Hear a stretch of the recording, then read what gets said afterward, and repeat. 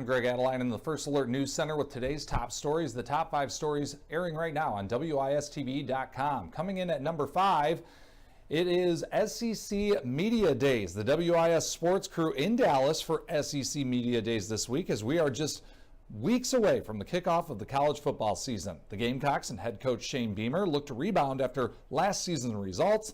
And our sports team is getting all of the insights and thoughts from players and coaches. You can catch all the highlights on WIS this week. There will be a show exclusively live streamed online every day through Thursday from 1 p.m. to 3 p.m. WIS Primetime will also turn into a Media Days recap all the way till Thursday at 7:30 p.m. And on Friday, we will bring it home with Media Days Craze, South Carolina. Of course, stay tuned to WISTV.com for all the latest coming out of SEC Media Days.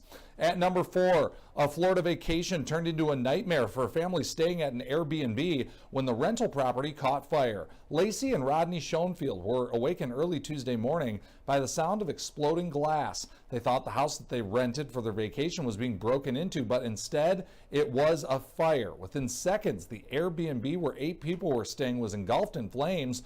The Schoenfields' only option was to find a way out for them and their 3 daughters. They all made it out safely. The family says not a single fire alarm went off inside that Airbnb, and it wasn't even a neighbor that called the fire department, but ultimately that they were able to get out, and again, everyone is safe. The neighbor's car sent an automated message to authorities when it sensed a fire.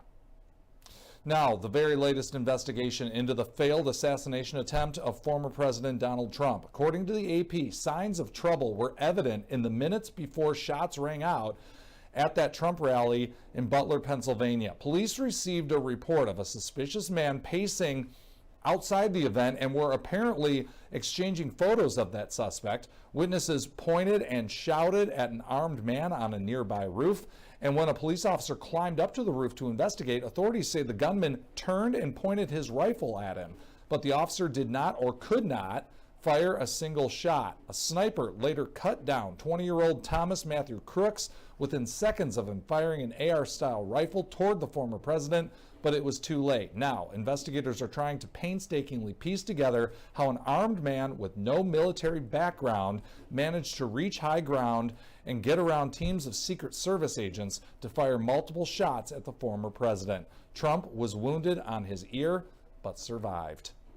And now, I think about the break. big stories in South Carolina. My mind always comes here to our South Carolina State House because of real stories that affect real people in our community. I think back on the huge teacher rally, thousands of teachers from across our state coming here to the South Carolina State House to rally with SC for Ed. In my mind, this is the heartbeat of democracy, of advocacy, of equity, of justice, and what makes our community such a special place. WIS 10, connection happens here. Welcome back to today's top stories. Coming in at number 2, the Saluda County Sheriff's Office reported a large law enforcement presence in Saluda County over the weekend. Deputies made a Facebook post at 11:07 p.m. Saturday saying many law enforcement officers were in the area of Bonham Road and Alamo Circle. A suspect was arrested and taken to the Saluda County Detention Center, and the circumstances surrounding the law enforcement presence and the suspect's identity are not clear at this time. And coming in at number 1 on WISTV.com, the GOP convention underway in Milwaukee. Former President Donald Trump chose Senator J.D. Vance of Ohio as his running mate on Monday.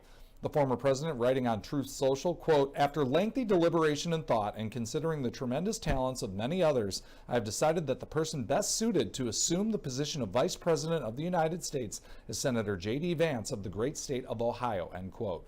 The 39-year-old Vance rose to national fame with his 2016 publication of his memoir, Hillbilly Elegy.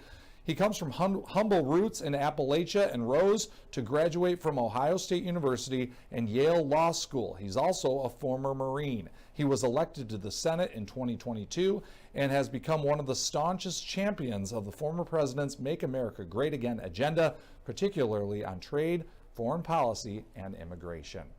And those are the latest top stories on WISTV.com. For all the latest news, weather, and sports 24/7, 365. You can head to our website, WISTV.com. I'm Greg Adeline in the First Alert News Center.